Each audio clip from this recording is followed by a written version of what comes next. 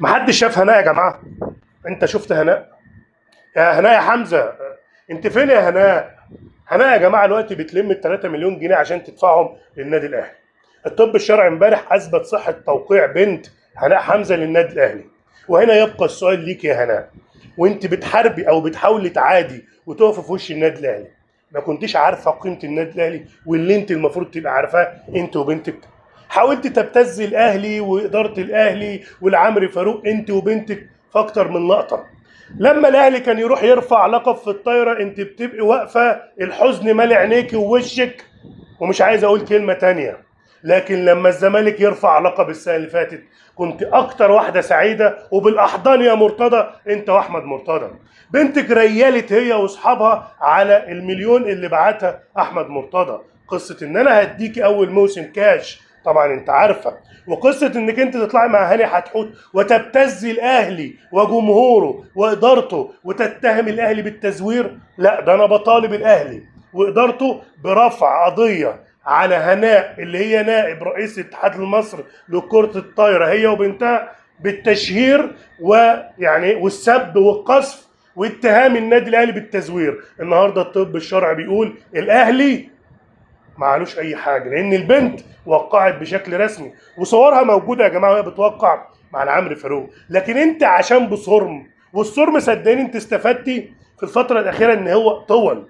هناء حمزه ما اكتفتش بكل الكلام ده، هناء حمزه حاولت تشكك في مبادئ وثوابت النادي الاهلي. عشان كده لما الطب الشرعي يطلع يحكم لصالحي لازم اطلع اقول الكلمتين دول، انك انت يا هناء اخرك مرتضى وعياله، انك انت يا هناء حاولت ترضي مرتضى واحمد مرتضى عشان مليون جنيه. لكن في الاخر ايه اللي حصل؟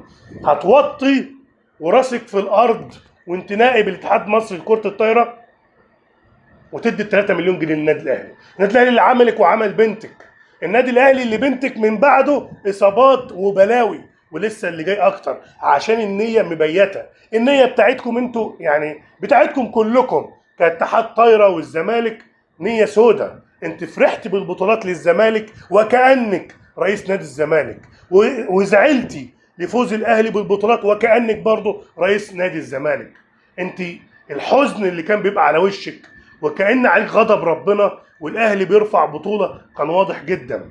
انك انت تبتز الخطيب وتتهم الخطيب وتتجاوز في حق الخطيب والعمري فاروق، فالخطيب وقت استلام الدرع او اللقب للاعيبه النادي الاهلي وانت واقفه وهو بس يديكي ظهره وترجعي زي الدج مالكيش لازمه ولا حد معبرك عشان تعرف ان دي قيمتك.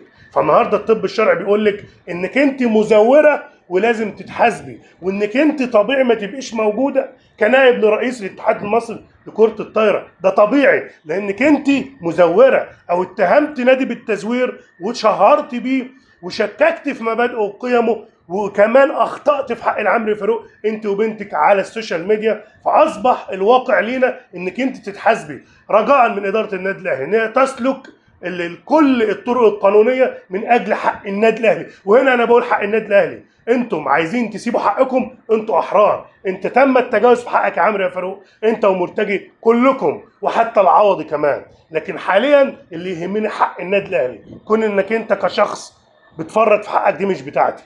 انا عايز حق النادي الاهلي اللي اتهم بالتزوير وتم التشكيك في مبادئه وثوابته وقيمه الثابته طوال التاريخ. النادي الاهلي عارف هو بيعمل ايه قوي يا هناء. انت غلطت لما حبيتي تقفي قدامه وتحاولي تفكري تشككي وتقول ان هو مزور. لا، الاهلي عارف هو شغال ازاي، الاهلي عنده منظومه وعنده ناس محترمه. لكن بنتك قررت تسيب الاحترام وتسيب كل ده وتروح الزريبه والعزبه عشان احمد مرتضى رمالها مليون جنيه عشان توطي تسحبهم ببقها. ده اللي انت قررتيه، سبت الاحترام وفي الاخر رحتي لقله القيمه في الزريبه بتاعت مرتضى وعياله. وفي الاخر اللي حصل بنتك مصابه ربنا يشفيها و3 مليون جنيه يدفعوا. يا هناء يا هناء انت فين يا هناء؟ مش شايفها يا هناء؟